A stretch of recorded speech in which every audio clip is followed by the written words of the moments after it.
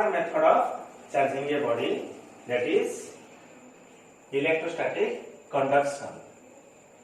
Electrostatic conduction. You write the definition of conduction and compare the definition with previous to friction and induction. You see, in this case, whenever a charged body is put in contact with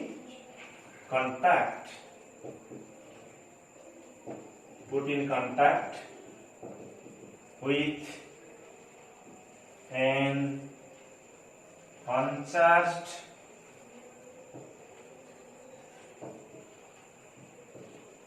conducting body.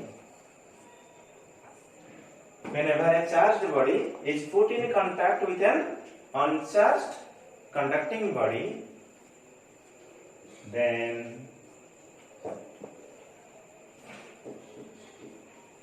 transfer of electrons or the sharing of charges take place. Whenever a charged body is put in contact with an uncharged conducting body, then transfer of electrons or the sharing of charges take place between them. As a result,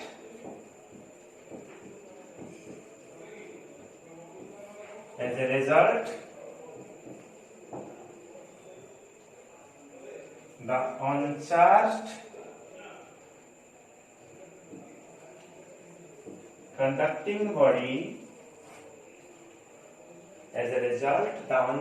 conducting body becomes charged. You see, whenever a charged body is put in contact with an uncharged conducting body, then transfer of electrons or the sharing of electrons or charge take place between them. As a result, the uncharged conducting body becomes charged. But you compare these things with previous two. You see, in case of friction, there is rubbing between two insulating bodies. In case of your induction, a charged body is brought near to a neutral body, which may be conducting or insulating. But in this case, you see, a charged body should be put in contact by connecting where? With an uncharged conducting body. As a result, the uncharged conducting body becomes charged because of transfer of electrons or sharing of charge between them. So this is the usual method of charging a body. We are charging the battery due to this phenomena. It is a permanent process. So you write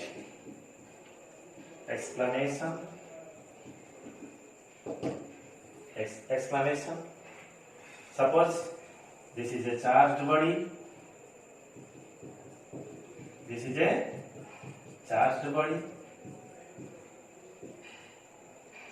Now it is put in contact with an uncharged conducting body. This is a charged body. Now is in contact with an uncharged conducting body by a connecting wire, by a conducting path. Then what will happen? Whether the positive charge will move from this to this, or electrons will move from this to this. You see, electron will move from this to this. This is your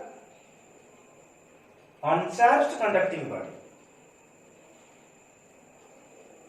Electron will transfer from the uncharged conducting body to the charged conducting body. If one electron will transfer, then it will gain one positive charge, and one positive charge on the charged body will neutralized. If two electrons will move from uncharged body to the charged body, then two positive charge will be developed, and this process will continue. Okay, this process will continue. You see, this is uncharged conducting body, so potential on it is 0. But this is the charged body, so it is at a higher potential. In 10th class, you have read, charge will flow from higher potential to lower potential.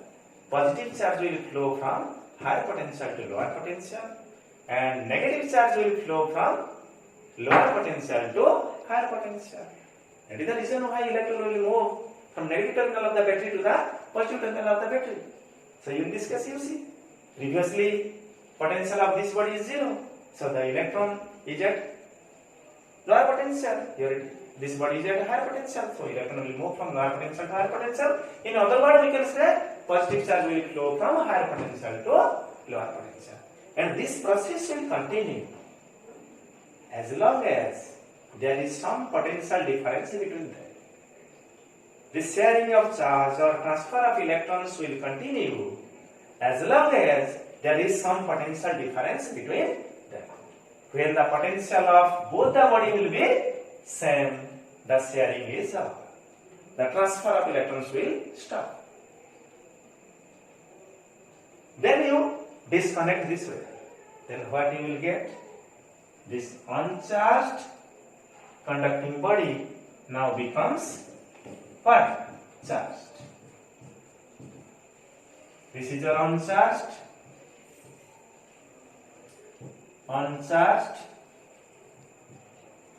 conducting body. This is your charged body. You see. Now the uncharged conducting body becomes charged. You see. But you see, in this case, like charges develop. You see. In this case, like charges are developed. So, in induction, because of like charge, development of like charge, there is the repulsion. So, induction precedes repulsion. But in case of friction, opposite charges are developed. So, friction as well as in induction, opposite charges are developed. So, friction as well as induction precedes attraction, but conduction precedes repulsion. Because in this case, but like charges are developed. We are taking positive charge, we are getting also positive charge. If we take negative charge, this uncharged body also becomes negative charge. Clear? So, you write some important points regarding this phenomena. I have already discussed these things also. You write. It is a permanent process. It is a permanent process. Like charges are developed. Like charges are developed.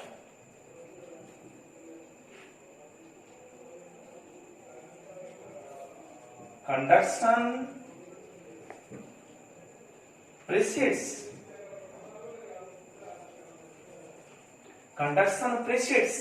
repulsion.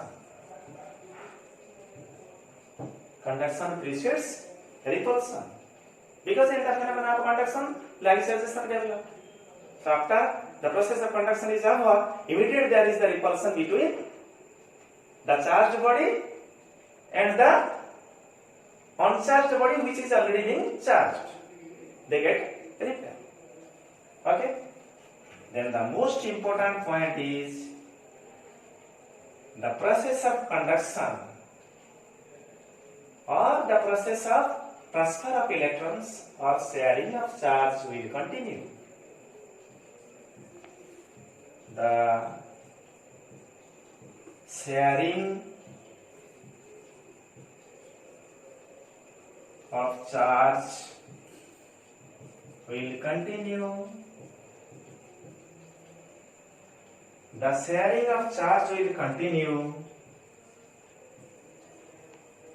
as long as there is some potential difference,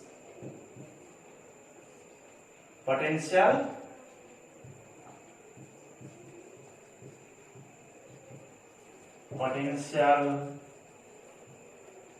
difference between the two bodies. You see?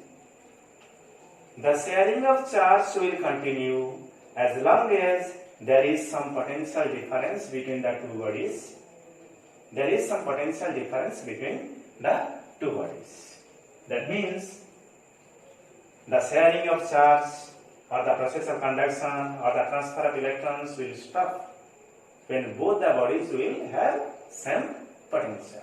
As long as there is some potential difference, the process of conduction will continue. The process of conduction or sharing of charge or transfer of electrons will stop when both the bodies have same potential. Clear? Then you write another point.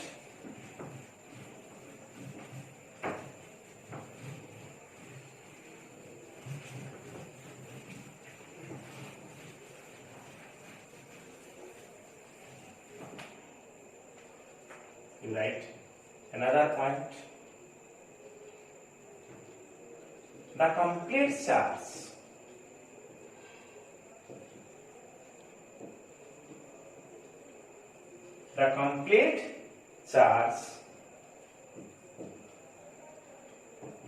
from the charged body cannot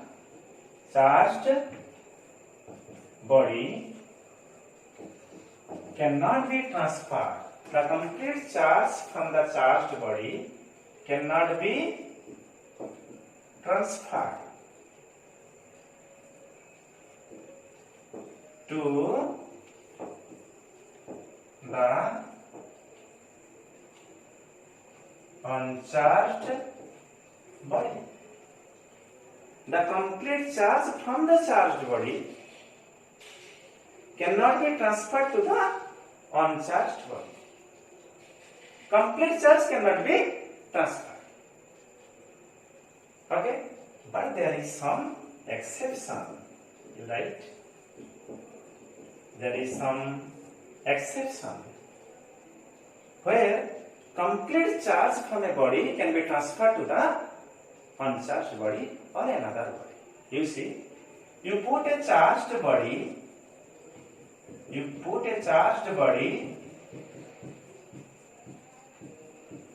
within a conducting cell.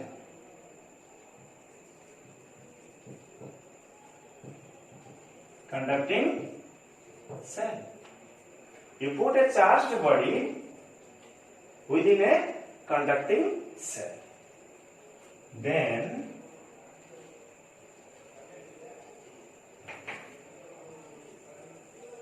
you connect them internally by a conducting wire.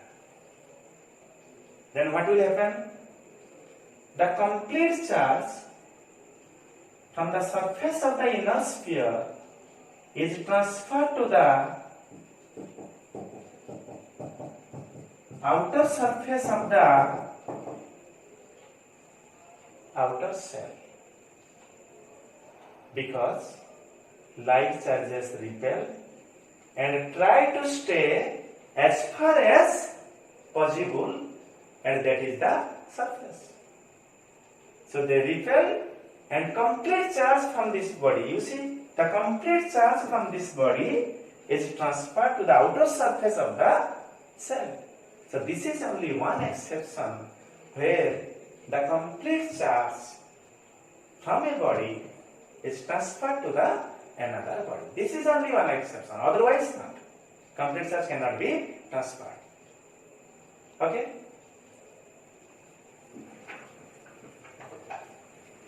Then you write another note.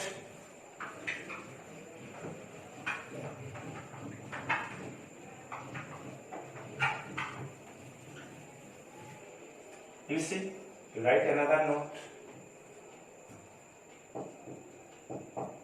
If two identical charged bodies are put in contact, if two identical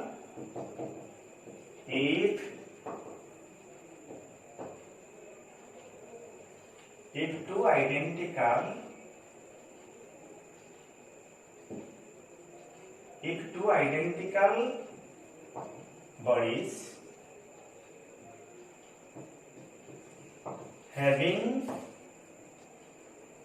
charges Q1 and Q2, say, if two identical bodies having charges Q1 and Q2, say, are connected by a conducting wire, then if two identical bodies having charges Q1 and Q2 are connected by conducting wire, then after the process of conduction,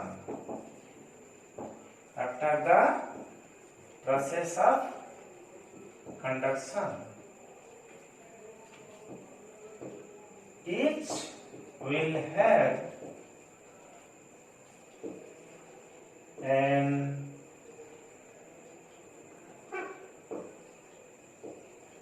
amount of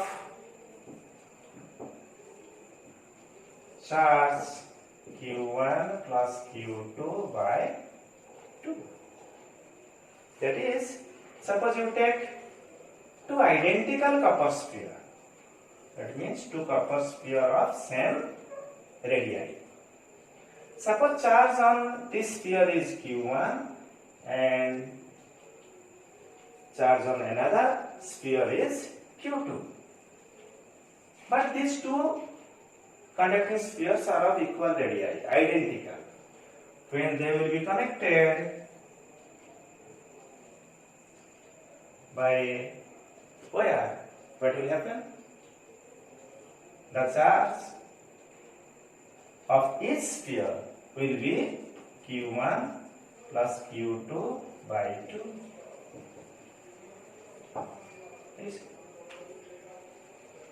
You see, for conduction, total charge is Q1 plus Q2.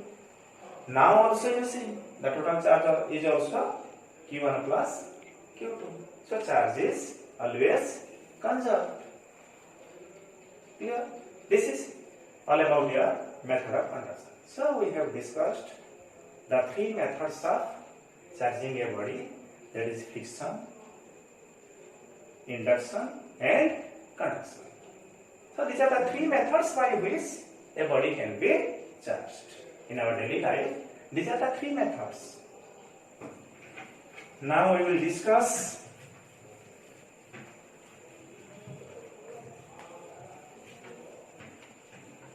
the different charge densities. Different charge densities with respect to the distribution of charge on different bodies, on different configurations. Charge densities. Charge densities. there are three charge densities regarding the distribution of charge on different bodies or on the bodies of different configurations. Okay, then first one is your, you write, first one is your linear charge density, which is denoted by the symbol lambda, which is denoted by the symbol lambda.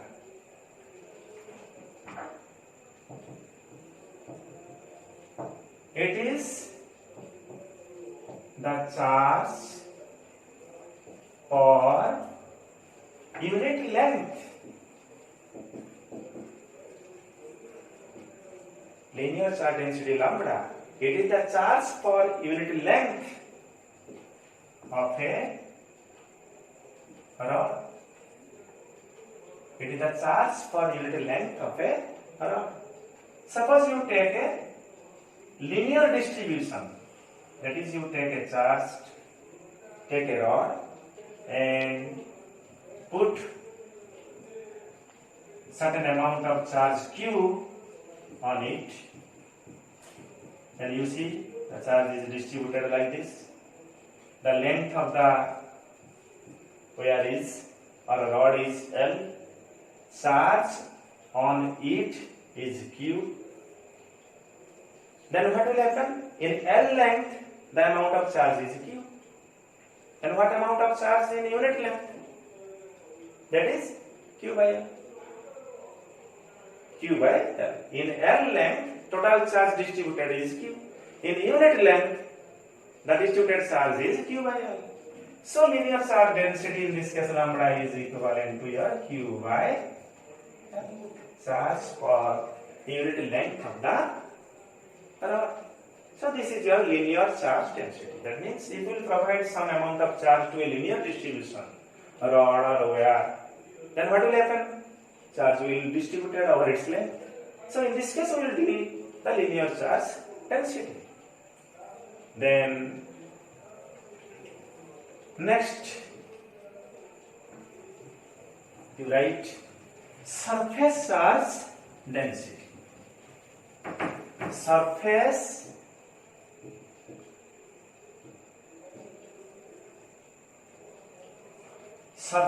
charge density. Surface charge density. It is defined as the charge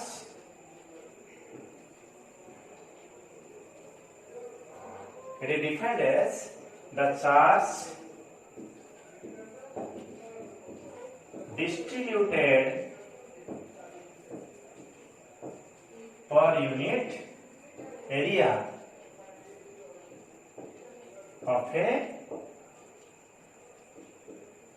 conducting body. You see, charge can be distributed over the surface of the body. So charge can be distributed over the area.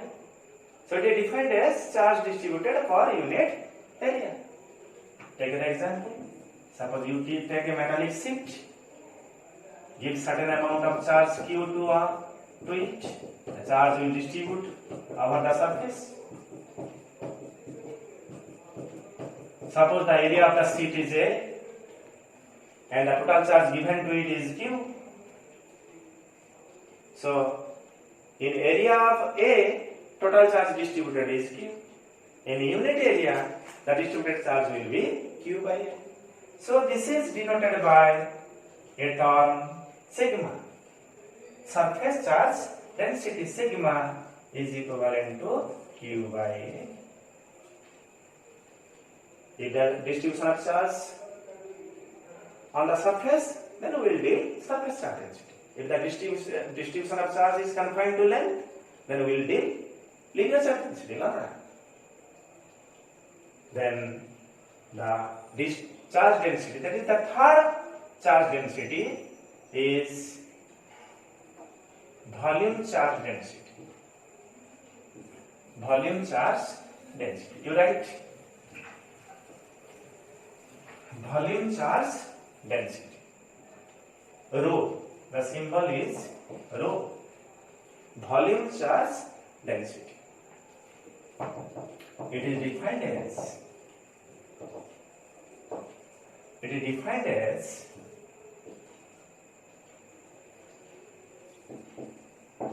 the charge per unit volume.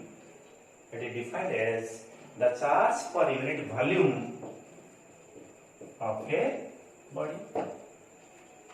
If the charge distribution is confined to volume, then we will deal the volume charge density. You see, while discussing the properties of electric charge, we have discussed charge always resides on the surface of a conducting body. Charge always resides on the surface of a conducting body. But here written as volume. Can anybody give me an example where charge is confined to the volumetric distribution? You see, the best example is nucleus.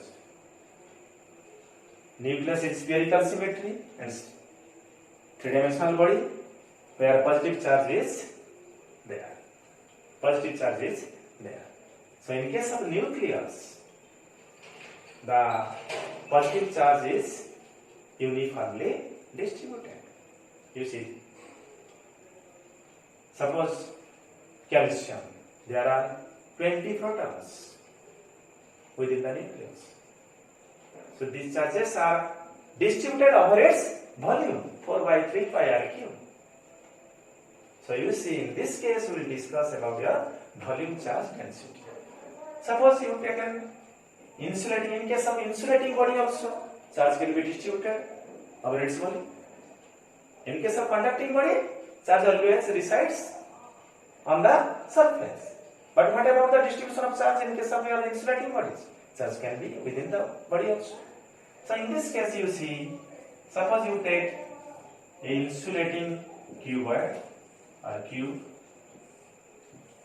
and charge is given to it and charge is distributed over its volume. Suppose the volume of the cuboid is V and the total charge given is Q. So you see, the V volume of the cube has an amount of charge Q. In unit volume, the charge will be Q by V. So that is your volume charge density, that is charge per unit volume.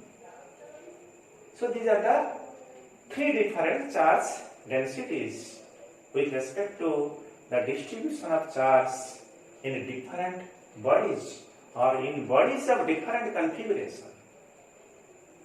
A body can be in the form of a rod, a body can be in the form of a seat, or a body can be in the form of a three-dimensional substance.